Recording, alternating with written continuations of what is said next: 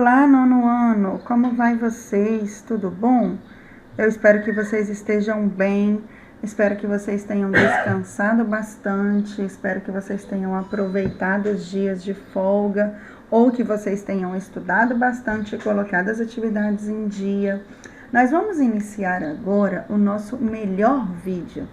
Esse é o vídeo do nosso PET final, o PET avaliativo. E depois desse, acabou de verdade o ano de 2020.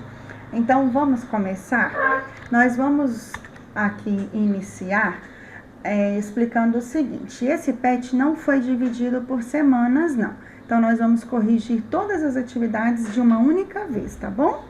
E aí, nós vamos relembrando aos poucos o que nós trabalhamos do PET 1 até o PET 7, ok? Então, começamos aqui, olha, com essa atividade, é um anúncio publicitário. E aí, nós temos aqui várias partes desse anúncio. O primeiro, vou dar zoom aqui para ficar melhor para vocês verem. O primeiro são letras grandes, aqui em cima, olha, a construção do conhecimento integra um mundo de informações. Aí, logo embaixo, nós temos aqui o oitavo, Ético interage. E aí, nós temos a parte de um tablet, escrito aqui Ético, que é o nome da marca. Confira como foi o evento na nossa fanpage, o endereço da fanpage deles. E aí, nós temos um texto em letras menores, né? Letras que vai explicar o que é esse anúncio publicitário. Tá bom. O PET nos pergunta o seguinte. O texto que acompanha a imagem está dividido em duas partes. Na parte superior está escrito em letras graúdas, ou seja, letras grandes, né? E na parte inferior em letras menores. Considerando o efeito que o texto vai ter sobre o leitor, qual é o papel de cada uma dessas partes? Que ideia a imagem desse texto publicitário transmite? Bom, nós trabalhamos textos publicitários aí em várias vezes, em várias ocasiões diferentes. Então, vamos relembrar. Quando um anúncio publicitário traz letras grandes, letras graúdas, ele quer apresentar o assunto e chamar a atenção do leitor para o que está escrito ali. Agora, quando tem letras pequenas, ele quer explicar mais detalhadamente do que se trata o anúncio. Nesse caso aqui, que o PET nos trouxe, foi um evento educacional. E as imagens? Qual é a ideia das imagens? Percebam que nós estamos respondendo 3 perguntas em uma só, né? Bom, as imagens desse anúncio aqui têm a ideia de remeter ao mundo escolar, ao mundo dos estudos, e também quer divulgar a marca do anunciante, que é aqui esse Ezinho aqui, ó, ético, ok? Então, entendido, questão 2. Nos 2 anúncios, observa-se a presença do verbo chegar. Vamos trabalhar com o verbo chegar. Leia-os para responder a questão a seguir. Com um pouquinho de atenção, nós vamos conseguir responder essa questão. Veja só. Clean. Esta conversa já chegou à cozinha. A próxima. A conversa chegou na cozinha. E aí tem a imagem de uma revista aqui que vai falar sobre casa e provavelmente essa edição da revista está falando sobre as cozinhas, ok? Joia. A pergunta do texto é, em qual deles a regência desse verbo, que é o verbo chegar, está de acordo com as prescrições da gramática normativa para a variedade padrão formal? Justifique sua resposta. Então, vamos entender. O verbo é chegar. Falando em questão de regência verbal, em qual desses 2 anúncios está correta aí a conjugação do verbo chegar? Nós temos que lembrar que a regência verbal é a parte da gramática normativa que rege como que os verbos devem se comportar. No caso específico desse verbo chegar aqui, olha, ele exige o uso da preposição. E qual é a preposição? Para o verbo chegar, essa preposição deve ser a preposição a. E aí, como a próxima palavra aqui é o substantivo cozinha, então fica o a do verbo chegar com o A da cozinha, substantivo feminino. Quando nós juntamos, vou até escrever aqui para vocês, ó. Quando nós juntamos um A mais um outro A, sabe o que é que nos acontece? Nós vamos ter esse A, que é o A craseado. Então, em qual dos dois anúncios está escrito corretamente? Nesse primeiro anúncio bonitinho aqui. Esta conversa já chegou à cozinha. Ah, professora, por que o segundo está errado? Eu não posso falar na cozinha? Sim, você pode falar na cozinha, desde que você não esteja usando obrigatoriamente a norma padrão. Por quê?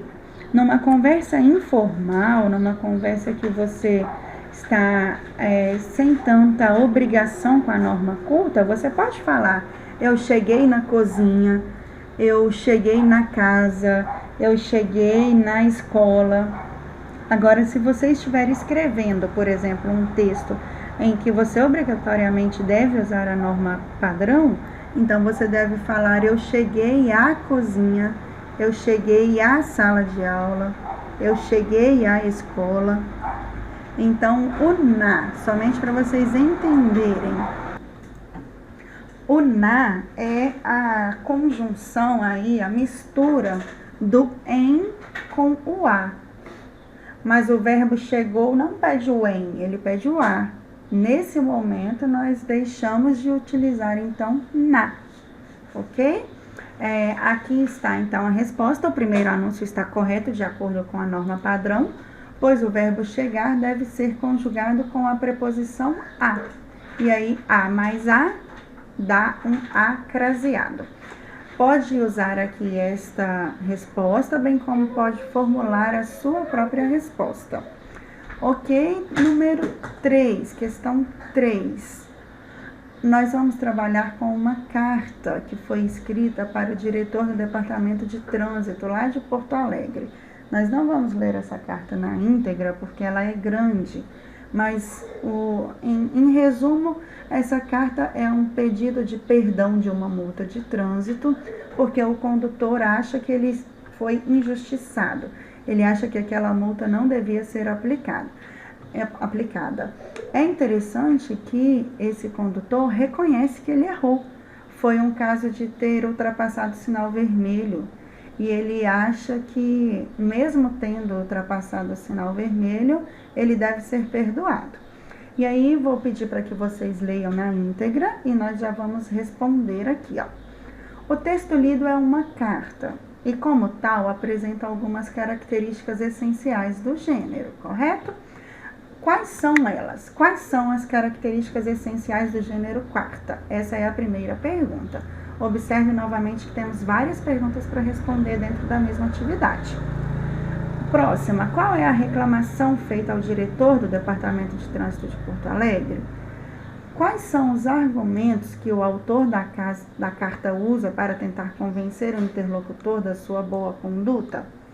O fato de o remetente admitir que errou provavelmente provoca que tipo de efeito no interlocutor e por quê? As duas últimas questões aqui pode ser algo de um ponto de vista, então pode ter uma resposta pessoal. Vamos entender a primeira. Quais são as características do gênero carta? Obrigatoriamente, uma carta deve ter 5 características: local e data, o vocativo, que é o nome da pessoa que você está escrevendo, inclui também os títulos, por exemplo, se for uma carta para sua avó, querida vovó, ou querida entra aí no vocativo. Corpo do texto é quando você vai escrever de fato, a despedida e, por último, a assinatura. Ótimo. Algo para se lembrar também é que uma carta geralmente é escrita em primeira pessoa, então você vai falar de você próprio, né? Usando aí as marcas, por exemplo, eu, minha, ok? Sempre primeira pessoa, né? Reclamação. Qual foi a reclamação que o autor dessa carta aqui fez? Bom, ele acredita que ele recebeu uma multa de trânsito injustamente. Essa é a reclamação dele. Quais foram os argumentos agora que ele usou para tentar convencer essa injustiça, tentar convencer lá o diretor? Os argumentos que ele usou foram: um veículo estava na sua frente e o impediu de enxergar o semáforo. Atrás dele estava um outro veículo que o pressionou a continuar em movimento. E, além disso, seu bom histórico como motorista. Ele nunca levou uma outra multa de trânsito. Agora, a última pergunta. O fato de ele admitir que, de fato, errou, provavelmente provoca qual efeito em quem recebeu essa carta? Bom, o pedido, na minha opinião, se tornou cômico porque ele teve a coragem de admitir o seu erro e, mesmo assim, ele ainda acha que foi injustiçado. Ele ainda quer que seja perdoada a multa de trânsito, mas ele sabe que ele furou o sinal vermelho. Então, como é que ele vai escrever dizendo: eu fiz mesmo, seu diretor, mas me desculpa? Então, ele poderia ter usado argumentos diferentes, né? Então, isso pode ter causado um sorriso lá, um efeito cômico quando o diretor leu essa carta. E, honestamente, eu acho que ele não foi perdoado, não. Ele deve ter pago essa multa, sim. Número 4 agora. A seguir, apresentamos uma estrofe do famoso Poema das Sete Faces, de Carlos Drummond. E aí, para você responder, você precisa ler o poema. Esse vamos ler porque são apenas 5 estrofes, né? 5 versos.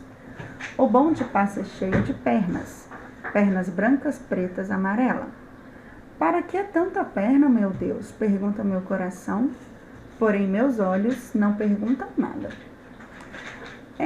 O bonde passa cheio de pernas, pernas brancas, pretas e amarelas. A palavra pernas substitui outra. Que figura de linguagem você identifica nesses versos? E justifique sua resposta.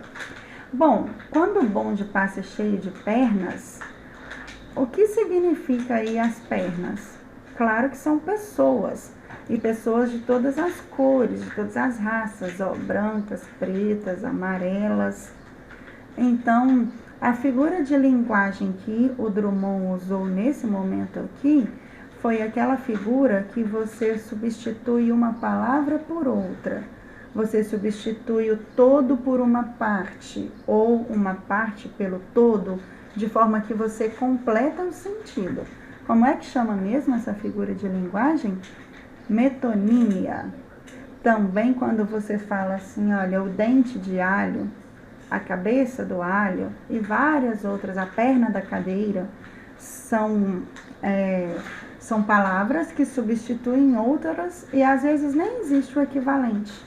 Quando você fala a perna da cadeira, nem existe um equivalente para isso. Se tornou mesmo o nome sempre usado. Número 5. Para responder à próxima questão, leia o poema Bolhas, de Cecília Meirelles. E aí nós não iremos ler, basta vocês começarem aqui a perceber que tem vários sons que se repetem. O, L, H e A. São sonzinhos que se repetem em todo esse poema. Ela vai brincando aí com a palavra bolha. A pergunta do PET é: que efeito a repetição das consoantes e das vogais produz no poema? Quais figuras de linguagem estão presentes nesses versos? Então, respondendo à primeira pergunta, que efeito a repetição das consoantes e das vogais produz no poema? Essa repetição gera aí uma sonoridade que remete à ideia de bolhas estourando. Quando você faz o sonzinho do LH, do O, do A, fica como se você conseguisse ouvir bolhas estourando, ó. Não é verdade? Qual é a figura de linguagem que ela usou? Pelo menos 2, a assonância e a aliteração. Relembrando, a assonância e a aliteração são aquelas 2 figuras de linguagem que caminham sempre juntas, porque elas repetem sons, elas trabalham com a repetição. Sendo que a assonância repete vogais e a aliteração repete sons de consoantes. Ótimo, fácil essa, né? Próximo, questão 6. Leia o conto abaixo para responder a questão a seguir. O primeiro beijo. Nós não vamos ler na íntegra, tá bom? pausem o vídeo conforme aquele nosso antigo combinado, realizem a leitura do conto e nós vamos tentar já responder as questões, ok? O texto que você acabou de ler apresenta duas histórias, uma dentro da outra. A partir de certo momento, a narrativa central abre espaço para uma história que já ocorreu anteriormente. Então, entendendo isso daqui, é um casalzinho de namorados que estão conversando e a namorada pergunta para o namorado se ele já beijou alguém. E aí, antes de responder para sua namoradinha, ele começa a lembrar quando é que ele beijou alguém. E aí é um conto muito bonitinho. Novamente aí, Clarice Lispector. E ela usa toda a ingenuidade, a imaginação de adolescentes, até mesmo crianças. Então, vamos lá. A pergunta. Por que o garoto revive os fatos daquela excursão?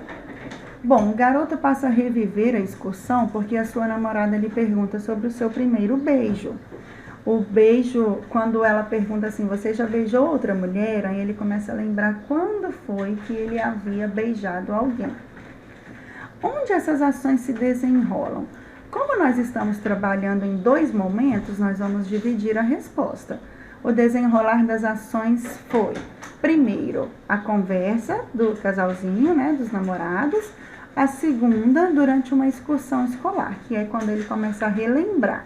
Então, essa segunda parte está no passado, na memória aí do narrador. Ok, quem são os personagens? É a próxima pergunta do PET. Os personagens são o casal de namorados e também, quando ele começa a lembrar da excursão, tem os seus colegas dentro do ônibus, aqueles que fazem barulho lá dentro do ônibus. O narrador participa dos acontecimentos? Sim, ele participa. Ele é um narrador personagem. Opa, mexi aqui. Pronto. Ele é um narrador personagem. A última, qual é o conflito vivido pelo personagem? Bom, o conflito dele foi a indagação da namorada sobre o seu primeiro beijo. E aí ele cresce dentro dele toda uma reconstrução da história que ele já viveu de quando foi o primeiro beijo que ele deu. É um conto gostoso de se ler, bonitinho. E só para vocês, para a gente completar aqui o sentido do vídeo, vocês entenderem, porque eu sei que tem alguns que só vão copiar essa resposta, só para vocês entenderem, o primeiro beijo dele nessa excursão aconteceu no momento que ele estava com tanta sede, e aí no meio do morro o motorista parou para eles tomarem água de um chafariz, e ele desceu naquele desespero todo, foi o primeiro que chegou no chafariz, e encostou os seus lábios no chafariz para tomar a água. Acontece que aquele chafariz era em forma de uma mulher, e a água saía dos lábios dela. Então ele encostou os seus lábios no lábio de uma estátua. E aí ele conta aqui, ó, que naquele momento ele se tornou homem. A inocência do conto. Ele era uma criança que encostou numa estátua, que era usado como um chafariz, e ele acha que aquele lá foi contado como o primeiro beijo da vida dele. Ok? Meus amores, as questões terminam aqui. Agora vocês têm um quadro de autoavaliação para responder. Esse quadro de autoavaliação funciona da seguinte forma. Ele não vai te prejudicar se você disser a verdade, como em nenhuma parte da vida isso acontece. Você tem que sempre dizer a verdade. Então vamos lá. O que você aprendeu em língua portuguesa nesse ano que nós estudamos aí remotamente? Aí aqui tem as afirmativas.